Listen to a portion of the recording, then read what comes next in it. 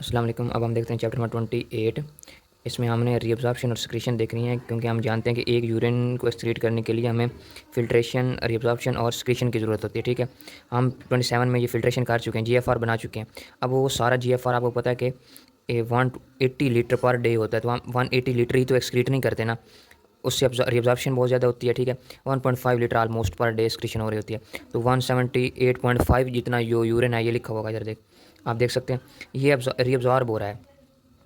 तो ये किस तरह अब्ज़ॉर्ब हो रहा है, इसमें कौन कौन सी चीज़ें, तो वो हमने देखनी है। फिर इन पैराग्राफ में ये वाला पैराग्राफ और ये वाला पैराग्राफ, ये दोनों दोबारा उसने दोबारा फ़िल्ट्रेशन के बारे में बताया, फ़िल्ट्रेशन का फार्मूला, कौन सी चीज़ें फ़िल्टर होंगी, कौन सी नहीं होंगी। ये देखो, ये नॉन सेलेक्टिव होती है, मेनली मतलब हर चीज़ फ़िल्टर हो रही होती है, लेकिन कुछ चीज़ें जो प्लाज्मा प्रोटीन है या सब्सटेंस जो बाउंडेड टू देम हो, उनकी नहीं होती। लेकिन रिअब्ज़ॉर्प्शन जो होती है वो हाईली सिलेक्टिव होती है, उसने आगे बता दिया।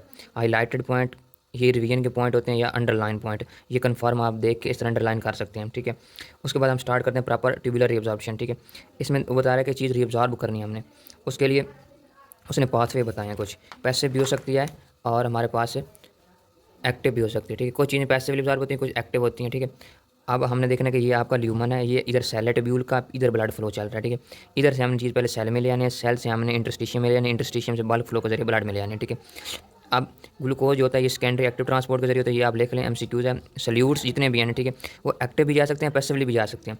ये हैं ट्रांसपोर्ट मैकेनिज्म्स। पाथ आपने क्या देखना है, इधर पाथवे भी लिखे होंगे। जो वाटर और सल्यूट्स है ना, ये दोनों पाथवे के थ्रू जाते हैं। इधर लिखा होगा ट्रांस सेलुलर और पैरासेलुलर। ट्रांस सेलुलर होता है सेल के अंदर से, पैरासेलुलर होता है सेल, दो सेल के दरमियान में से। ठीक है, ये चीज़ आपने देखनी है। इधर उसने ना डिस्क्रिप्शन में ये चीज़ें लिखी हुई हैं, आप ये लिख लें, वाटर और सल्यूट दोनों पाथवे से जाते हैं। ठीक है, जो सल्यूट है यह है पाथवे, किस पाथवे के थ्रू जाता है। ट्रांसपोर्ट कौन सी होगी, एक्टिव भी हो सकती है, पैसिव भी हो सकती है। ये चीज़ें आपके माइंड में होनी चाहिए। फिर उसने ना एक्टिव ट्रांसपोर्ट एक्सप्लेन किया। एक्टिव ट्रांसपोर्ट पहले आपने जब भी एक्टिव ट्रांसपोर्ट पूरे चैप्टर्स में देखनी है ना, आपने बेसल साइड पे पहले sodium potassium ATP pump discuss करना है। यही पंप काम करता है तो इधर आपका ग्रेडियंट बनता है। ठीक है, जब यहाँ पे कमी होती है तो इधर वाला जो ग्रेडियंट बन रहा होता है वो चीज़ें इधर अंदर मूव कर जाती हैं। ये वाला पंप जो है ना इंपॉर्टेंट अहमियत रखता है। ठीक है, उसके बाद फिर वही बातें सल्यूट के बारे में उसने बताया कि किस पाथवे के थ्रू जाती हैं। अब आगे प्राइमरी एक्टिव ट्रांसपोर्ट, जो कि ना इनिशियल जो स्टेप होता है, मतलब हमने स्टार्ट करना होता है।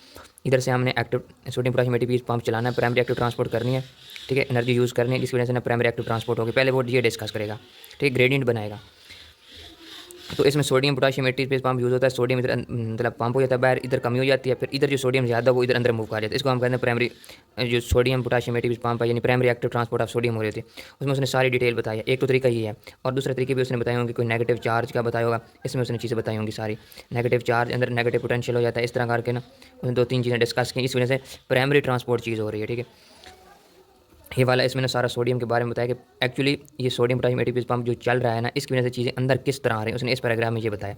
और आखिर में उसने ये कंक्लूजन किया कि हमने सोडियम इधर अंदर मूव करना है, इधर कमी होगी, इधर कमी होगी, सोडियम अंदर आएगा, फिर सोडियम इधर आएगा, तो फिर हम इस पंप के थ्रू इधर पंप कर देंगे, फिर कमी हो जाएगी। फिर जब इधर कमी होगी, इधर तो ग्रेडियंट बन जाएगा, ग्रेडियंट ज़्यादा होगा तो वो चीज़ इधर आ जाएगी, इधर वाली चीज़ को हम पंप के जरिए इधर पंप करें। ये वाली चीज़ उसने ना बताई होंगी, लेकिन आपने स्टार्ट यहाँ से लेना होता है हमेशा। ठीक है, फिर उसके बाद सेकेंडरी एक्टिव रीअब्जॉर्प्शन। अब होती प्राइमरी। अब सेकेंडरी क्या है कि हमने ये प्राइमरी कर लिया कि इधर सोडियम की तरफ पंप कर दिया, सोडियम की तरफ कमी हो गई, जब इधर कमी होगी इधर ज़्यादा था, ग्रेडियंट बन गया।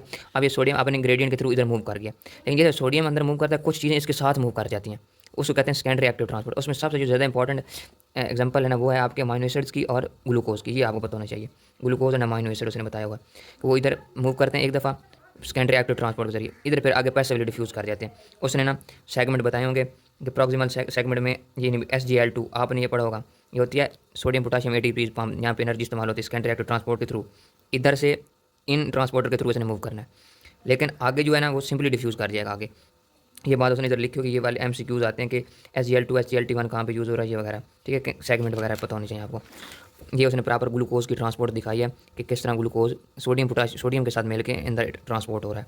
ठीक है, फिर उसने कुछ चीज़ों की स्क्रीशन बताई है। सेकेंडरी स्क्रीशन किसकी हो रही होती है, इधर देखो, इधर ना सोडियम पोटाशियम, इधर सोडियम पोटेशियम एटीपी पंप है। ठीक है, लेकिन इस पंप को इस्तेमाल, इधर हमने इसको पंप लगाया, सोडियम इधर चला, इधर कमी होगी सोडियम की, इधर सोडियम बाहर ज़्यादा पड़ा, सोडियम इधर अंदर आएगा। लेकिन इसको इस्तेमाल कर इसको अंदर आ रहा है, लेकिन हमने कुछ स्क्रीट कर लिया, तो डायरेक्ट ये स्क्रीट नहीं हो रही, मतलब इसका ग्रेडियंट यूज़ करके स्क्रीट हो रही है, इसलिए सेकेंडरी है। तो ये सेकेंडरी एक्टिव स्क्रीशन है। और ये हाइड्रोजन आयन की होती है। इसका फ़ायदा क्या होता है, ये आगे इधर जो बाइकार्बोनेट आयन होती है ना, उनके साथ ये H पॉजिटिव मिल के H2CO3 बनता है, आगे ये फिर अंदर ट्रांसपोर्ट होती है। ये आप देख लेंगे आगे आएगा।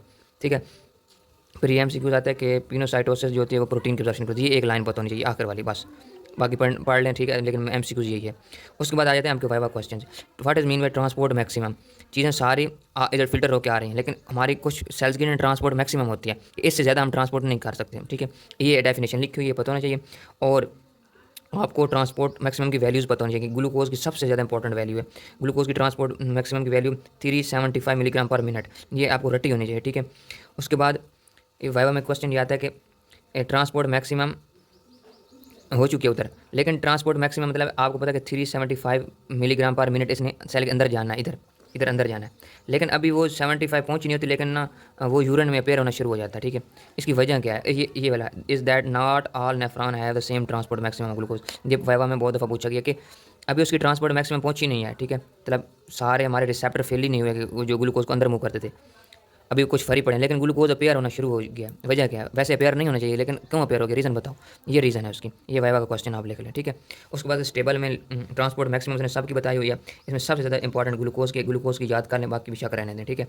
उसके बाद ट्रांसपोर्ट मैक्सिमम बताने हैं जो एक्टिवली स्क्रीट हो रहे हैं। आप तो ये अब्जॉर्प्शन वालों की जिन्हें ट्रांसपोर्ट मैक्सिमम, कुछ स्क्रीशन वालों की भी है। क्रेटिनिन की याद कर लो, पैरा अमीनो हाइप्यूरिक एसिड की याद कर लो, ये दोनों याद कर लें, ठीक है। अब कुछ सब्सटेंस हैं जो एक्टिवली ट्रांसपोर्ट हो रहे हैं, लेकिन उनकी ट्रांसपोर्ट मैक्सिमम नहीं होती। देखो, ग्लूकोज एक्टिवली ट्रांसपोर्ट हो रहा था, सेकेंडरी एक्टिव ट्रांसपोर्ट, इसकी ट्रांसपोर्ट मैक्सिमम है, लेकिन ये सोडियम भी तो इधर इधर सोडियम की प्राइमरी एक्टिव ट्रांसपोर्ट हो रही है इधर साइड पे, लेकिन इधर भी वो ट्रांसपोर्ट हो रहा है, लेकिन एनर्जी इधर एनर्जी यूज़ हो रही है, इधर उस ग्रेडियंट को यूज़ करके वो यूज़ हो रहा है, तो एनर्जी इधर यूज़ हो रही है, इस वजह से ये मूव की, इसलिए प्राइमरी एक्टिव ट्रांसपोर्ट है। लेकिन इसकी ट्रांसपोर्ट मैक्सिमम क्यों नहीं है? वजह क्या है? उसकी ना वो रीज़न बताता है। The example of gradient time sodium की रिएब्जॉर्प्शन जो हो रही होती है, इनकी जो ट्रांसपोर्ट होती है वो इन 3 चीज़ों पर डिपेंड करती है। 1 2 3 ये पॉइंट आप हाईलाइट कर लें। एक उनका इलेक्ट्रोकेमिकल ग्रेडियंट, एक परमेबिलिटी और टाइम, ग्रेडियंट टाइम ट्रांसपोर्ट, वो कितनी देर उस ट्यूब्यूल्स में रहते हैं, इन 3 चीज़ों पर डिपेंड कर रही होती है। उसकी एग्जाम्पल उसने सोडियम की बताई हुई है। ये सोडियम की आपने डिटेल देख लेनी है कि सोडियम की ट्रांसपोर्ट मैक्सिमम नहीं होती, लेकिन ये एक्टिवली ट्रांसपोर्ट हो रहा होता है, ठीक है। अच्छा, उसके बाद आगे आ जाते हैं। यहाँ से ना असल कहानी एक और स्टार्ट हो रही है कि हम ना सोडियम को अंदर मूव कर रहे हैं, सोडियम के साथ, क्योंकि कहानी सारी होती सोडियम स्टार्ट है, क्योंकि सोडियम पोटाशियम एटीपी पंप इधर चलेगा, सोडियम की कमी होगी, सोडियम अंदर मूव करेगा, सोडियम को देख के ग्लूकोज भी आएगा, अमीनो एसिड भी आएगा, आपके आयंस भी आएंगे, तो कहानी सोडियम के गिर्द घूम रही है, ठीक है। तो सोडियम को देख के वाटर भी आएगा, यानी सोडियम ही आपका मेन इंपॉर्टेंट चीज़ है, ठीक है। तो कहानी स्टार्ट होती है यहाँ से कि सोडियम जब अंदर मूव करता है तो वाटर क्यों चलाता है, वजह क्या? तो वो यहाँ पे लाइन उसने सारी लिखी हुई हैं, ये डिटेल आपने देख लेनी है। उसने ना प्रॉपर हर रीजन में बता दी होगी कि किस किस जगह पे ना वाटर सोडियम को फॉलो कर रहा है, ठीक है। क्योंकि कुछ जो सेगमेंट होते हैं आपके वो इम्परमेबल होते हैं, ये वाले यहाँ से लेके ये यहाँ तक ये इम्परमेबल है, सॉरी यहाँ यहाँ तक मेरे ख्याल में यहाँ तक परमेबल है, इस आगे जो है ना सारा इम्परमेबल टू वाटर, ये देख लेना आप, एक दफ़ा रीडिंग कर लेना, ठीक है। ये पता होना चाहिए आपको, जहाँ पे इम्परमेबल है वहाँ पे फिर ADH का रोल होता है चीज़ों को मूव करवाने के लिए। ये जो हाईलाइटेड चीज़ें हैं ये आपको पता है, ये सॉल्वेंट ड्रैग क्या होता है ये पता होना चाहिए वाइवा के लिए, ठीक है। उसके बाद फिर आप जाते हैं reabsorption of chloride, urea and other substance. आपको पता है कि सबसे मेन चीज़ वही है आपकी सोडियम की रिएब्जॉर्प्शन। सोडियम आएगा तो वाटर आएगा, वाटर आएगा तो यूरिया और क्लोराइड आएंगे, ये मेन चीज़ आपको पता होनी चाहिए। क्यों आ रहे हैं? स्टार्ट कहानी सोडियम से ही होती है। अच्छा, उसके बाद ये सारी चीज़ें बताई होंगी कि यूरिया या ये चीज़ें आ रही हैं वो किस पाथवे के थ्रू आ रही हैं, ठीक है। अच्छा, अब हम आ जाते हैं सिलेक्टिवली। सिलेक्टिव से क्या मुराद है कि अब हम ना ये सुपरफिशियली सारी चीज़ें देख चुके हैं, अब हम ना हर पार्ट को डिस्कस करेंगे नेफ्रॉन के कि किस पार्ट में क्या क्या अब्जॉर्ब हो रहा है। प्रॉक्सिमल ट्यूबुलर रिएब्जॉर्प्शन में किस किन किन चीज़ों की ट्रांसपोर्ट हो रही है, ठीक है, वो पता होनी चाहिए आपको, ठीक है। इसमें आपका एक चीज़ ऑस्मोलैरिटी सेम क्यों रहती है? क्योंकि जितना सोडियम अब्जॉर्ब होता है उतना ही वाटर अब्जॉर्ब हो रहा होता है, तो क्योंकि वो परमिएबल है, वो प्रॉक्सिमल ट्यूब्यूल परमिएबल है वाटर के लिए, जितना सोडियम अंदर जाएगा वाटर भी उतना जाएगा, तो ऑस्मोलैरिटी सेम रहेगी, ये पता होना चाहिए। यहाँ पर उसने सेल डिस्कस की हैं, ठीक है। तो ये चीज़ें आपने सारे देखनी, किन किन चीज़ों की ट्रांसपोर्ट हो रही है, ये वाली चीज़ भी आपने देखनी है, ये आपको काम आएगी। अच्छा, उसके बाद किन चीज़ों की उधर प्रैक्टिस मेटाबॉलिज्म में सिक्रीशन किन चीज़ों की, ये वाइवा में क्वेश्चन आता है। फिर ये वाइवा में आता है कि पायरा अमाइनो प्यूरिक एसिड यूज़ होता है प्लाज्मा फ्लो रेट को मेजर करने के लिए। ये MCQ है, वाइवा MCQ बहुत दफ़ा पूछा गया है कि पायरा प्लाज्मा फ्लो रेट को मेजर करने के लिए कौन सा सब्सटेंस यूज़ होता है, ठीक है। उसके बाद फिर आप जाते हैं हम लूप ऑफ हैनले में। लूप ऑफ हैनले में 3 पार्ट होते हैं उसके, इसने लिखा होगा कि thin descending, thin ascending and thick ascending, यानी असेंडिंग में 2 हैं, थिन भी है थिक भी है। तो फिर उसने बताया कि इनमें किस किस चीज़ की ट्रांसपोर्ट होती है, ये वाटर के परमेबल हैं या नहीं है, कितने % चीज़ें ट्रांसपोर्ट हो रही हैं। उसमें थिक लूप ऑफ हैनले में सबसे ज़्यादा रोल आपको ये पता होना चाहिए 2 chloride 1 sodium 1 potassium channel transport का पता होना चाहिए, ठीक है। ये वाले जो बने हुए हैं ये आपको बहुत काम आएंगे, आपकी पूरी फार्मा इधर से ही हो जाएगी। किन चीज़ों की ट्रांसपोर्ट हो रही है? फ्रूसामाइड लूप डायूरेटिक इधर इस चैनल पर एक्ट करते हैं, ये चीज़ें हम अंदर नहीं जाने देंगे, तो फिर क्या होगा, ये चीज़ें वाटर में चली जाएंगी, यूरिन में चली जाएंगी, सॉरी, इनका ट्रांसपोर्ट का पता, वे सारी उसने डिटेल बताई इधर। फिर आ जाना डिस्टल ट्यूब्यूल पे, फर्स्ट पोर्शन के बारे में उसने बताया, सेकंड के बारे में बताया, इधर थायरोसाइड डायूरेटिक इस्तेमाल होते हैं, थायराइड डायरेक्ट क्यों यूज़ करते हैं ये पता होना चाहिए। फिर layer digital converter tubule, collecting tubule का पता होना चाहिए, ठीक है। एक्चुअली ना आपकी ये इस तरह है ना, ये वाली इस तरह नेफ्रॉन, ये इस तरह यहाँ तक, ये थिक लूप ऑफ हेनले और प्रॉक्सिमल कन्वर्टर ट्यूब्यूल, ये थिक और ये दोनों, इनका सेम रो काम होता है। जो इसका काम है इसका भी सेम है। लेयर डिजिटल और कोलेक्टिन ट्यूब्यूल इनका सेम होता है। ये चीज़ आपको बहुत काम आएगी, ठीक है, ये आपने याद करनी है। लेयर डिजिटल और कोलेक्टिन ट्यूब्यूल में सेम रोल होता है। जो चीज़ें परमेबल हैं परमेबल हैं, जो इम्परमेबल है इम्परमेबल है। लेकिन इधर जो इन दोनों का काम है वो दोनों का सेम है, इन दोनों का सेम है, ये आपको पता होना चाहिए, ठीक है। अच्छा, उसके बाद असेंडिंग लूप ऑफ हेनले जो है ना, उसमें थिन और थिक पार्ट होते हैं, दोनों इम्परमेबल टू वाटर होते हैं। ये पॉइंट भी लिख लें आप, ठीक है। अच्छा, उसके बाद आप आगे आ जाएँ। ये हुई आपके ना, जो इसमें ना आप डिजिटल कन्वर्टर ट्यूब्यूल में सेल्स होते हैं, एक कोई प्रिंसिपल सेल्स होते हैं, इंटरकलेटेड सेल्स होते हैं, इनकी डिटेल है। तो ये इनका आपको रोल याद होगा एसिडोसिस और अल्कलोसिस में, आपने वो देखना है, ठीक है। ये सारी उसने चीज़ें डिस्कस की हैं, आप पढ़ेंगे तो समझ आएगी। फिर आप ये पोटेशियम स्पेरेंट डायूरेटिक्स पढ़ेंगे, ठीक है। ये आपका ना किन सेल्स पे एक्ट करते हैं, प्रिंसिपल सेल्स करते हैं, क्योंकि 3 तरह के सेल्स होते हैं, प्रिंसिपल सेल्स, टाइप ए और टाइप बी इंटीग्रेटेड सेल्स, ठीक है। ये किन चीज़ में रोल कर होते हैं, ये टाइप ए और टाइप बी, ठीक है। टाइप ए का आप याद करना, टाइप ए एसिडोसिस खत्म करेगा। अगर टाइप ए वाला सेल कब काम करेगा, जब हमारी बॉडी में एसिडोसिस हो, ठीक है, यानी एच पॉजिटिव की कंसंट्रेशन ज़्यादा, तो ये वाले पंप लगा के सोडियम बाहर निकालेगा, ठीक है। अब टाइप बी हो तो अल्कलोसिस खत्म करेगा। अगर ब्लड में अल्कलोसिस हो चुकी है तो ये टाइप बी सेल काम करेंगे, ये वाला सेल रिवर्स हो जाएगा, जो चीज़ बाहर निकल रही है अब हम सोडियम को सेल के अंदर ले आएंगे, एच पॉजिटिव को अंदर ले आएंगे, तो ये वाली चीज़ आपको आनी चाहिए, ठीक है। ये वाली सारी हर रीजन में उसने चीज़ें बताई हुई हैं, आपने करनी है। ये यहाँ से MCQs आते हैं ये वाले, ठीक है। और उसके बाद ये ग्लोमेरुलो ट्यूबुलर बैलेंस आपको पता होना चाहिए, ये किस तरह होता है, ठीक है। उसके बाद ये आपने रीड करके ना सबसे आगे आ जाना इस पर कि आपकी बॉडी में ब्लड प्रेशर हाई चुका है, तो ये प्रेशर नाइट्रोजन और डायूरेसिस का क्या रोल है, किस तरह ये ब्लड प्रेशर काम करती है, ये पता होना चाहिए। किस लिमिट पे काम करेगी ये पता होना चाहिए, ठीक है। उसके बाद ये पाथ पे पता नहीं चाहिए, 2 3 4 पीछे वाला 1 2 3 4, ये 4 पॉइंट आपको डिटेल से पता होना चाहिए प्रेशर, नाइट्रोजन और डायूरेसिस के बारे में। फिर आ जाते हैं हार्मोनल कंट्रोल, यानी रीअब्जॉर्प्शन उसने बता दी किस पार्ट में किस किस की हो रही है, आपको पता चल चुका यहाँ तक।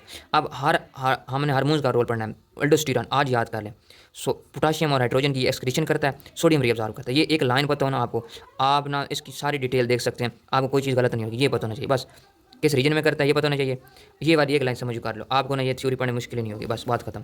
एंजियोटेंसिन 2 का क्या रोल है, 1 2 3 4 5 लाइनें उसने बताई। एंजियोटेंसिन का यहाँ से रट लें, जब भी कोई चीज़ आएगी एंजियोटेंसिन आपको आता होगा। फिर ADH का रोल है, कब एक्ट करता है, किस जगह पर एक्ट करता है, इससे डायबिटीज़ इंस्पाइडस कैसे होती है ये पता होना चाहिए, ये सारा उसने ये लिखे हैं।